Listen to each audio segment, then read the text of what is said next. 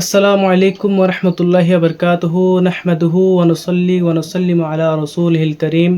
দূরে কাছে যে যেখান থেকে মাহে রমজানুল মুবারক উপলক্ষে আয়োজিত প্রশ্নোত্তর অনুষ্ঠানটি উপভোগ করছেন সবাইকে আন্তরিক মুবারকবাদ। এবং আজ নবমতম পর্বের মধ্যে গুরুত্বপূর্ণ প্রশ্ন নিয়ে আমি হাজির হয়েছি। প্রশ্নটি হচ্ছে, আমরা যখন নামাজ শেষ করি, নামাজে সালাম ফেরানোর পর মাথায় হাত দেওয়া শরীয়ত মোতাবেক জায়েজ কিনা?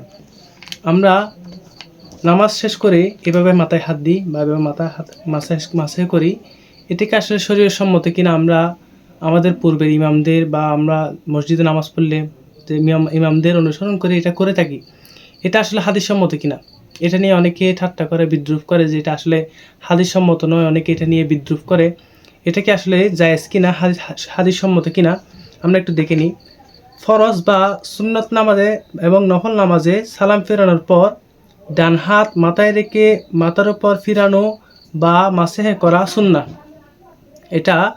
এটা করা সুন্নাহ, যে মাথার উপর এভাবে হাত রেখে স্পর্শ করা, মাসেহ করা, এটা শরীয়ত সম্মত এবং সুন্নাহ। এটা হাদিস দ্বারা প্রমাণিত। যেমন হযরত আনাস রাদিয়াল্লাহু তাআলা আনহু থেকে বর্ণিত আছে, তিনি বর্ণনা করেন, কানান নবী সাল্লাল্লাহু আলাইহি ওয়াসাল্লাম ইজা সাল্লা, রাসূল সাল্লাল্লাহু তাআলা যখন নামাজ পড়তেন, ওয়া ফারাগা মিন সালাতিহি, এবং যখন তিনি নামাজ থেকে ফারেক হতেন তথা পৃথক হতেন, নামাজ শেষ করতেন, মাসাহা বিয়ামিনহি আলা রাসিহি, তিনি তার ডান হাত মুবারক দ্বারা মাথা স্পর্শ করতেন।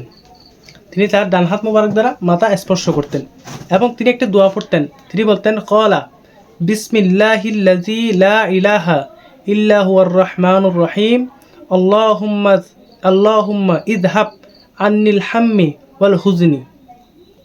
তিনি এই দোয়াটি প্রতিনিয়ত নামাজ পড়ে এবং মাথায় হাত দিয়ে এই দোয়াটি পড়তেন। এই হাদিসটি কোথায় আছে? এই হাদিসটি আছে ইমাম বাজ্জার তার মুসনাদের মধ্যে এই হাদিসটি উল্লেখ করেছেন।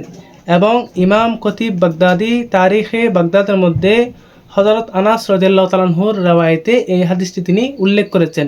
তাহলে আমরা জানতে পারলাম হাদিস থেকে, আমরা যে আমলটা নামাজের পরে এইভাবে মাথায় হাত দিয়ে মাথা স্পর্শ করে মাসে করি, এই আমলটা হাদিস সম্মত, যা হাদিসের মধ্যে সুন্নত হিসেবে পরিগণিত হয়ে আসছে এবং সুন্নত হিসেবে আমল হিসেবে করে আসা হচ্ছে।